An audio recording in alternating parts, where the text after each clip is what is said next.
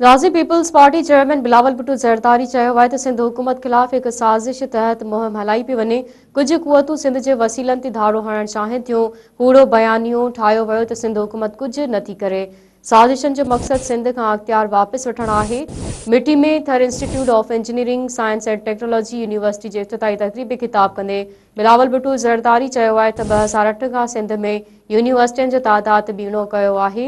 को ॿियो सूबो सिंध खां मुक़ाबिलो खटे नथो सघे। बिलावल भुट्टो ज़रदारी वधीक चयो आहे त 2026 जो थर सभिनी जे साम्हूं आहे। कोयलो हिते जे माण्हुनि जो आसासो आहे। बेनज़ीर भुट्टो मंसूबो शुरू कयो। कोयले सबबि थर में समाजी इनक़लाब ॾिठो आहे। थर में एतिरो कोयलो आहे जेतिरो सऊदी अरब में तेल आहे। ब्रेकिंग न्यूज़ अवां खे ॾियूं पिया। Peoples party chairman Bilawal Bhutto Zardari चयो आहे त सिंध हुकूमत ख़िलाफ़ हिक साज़िश तहत मुहिम हलाई पई वञे।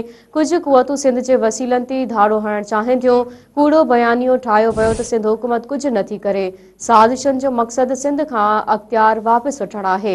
मिठी में Thar institute of engineering science and technology university जे इफ़्तिताही तक़रीब में ख़िताब कंदे बिलावल भुट्टो ज़रदारी चयो आहे त 2008 खां सिंध में यूनिवर्सिटियुनि जो तादादु ॿीणो कयो आहे। को ॿियो सूबो सिंध खां मुक़ाबिलो खटे नथो सघे। बिलावल भुट्टो ज़रदारी वधीक चयो आहे त 2026 जो थर सभिनी जे साम्हूं आहे। कोयलो हिते जे माण्हुनि जो आसासो आहे। बेनज़ीर भुट्टो मंसूबो शुरू कयो। कोयले सबबि थर में समाजी इनक़लाब ॾिठो आहे। थर में एतिरो कोयलो आहे जेतिरो सऊदी अरब में तेल आहे।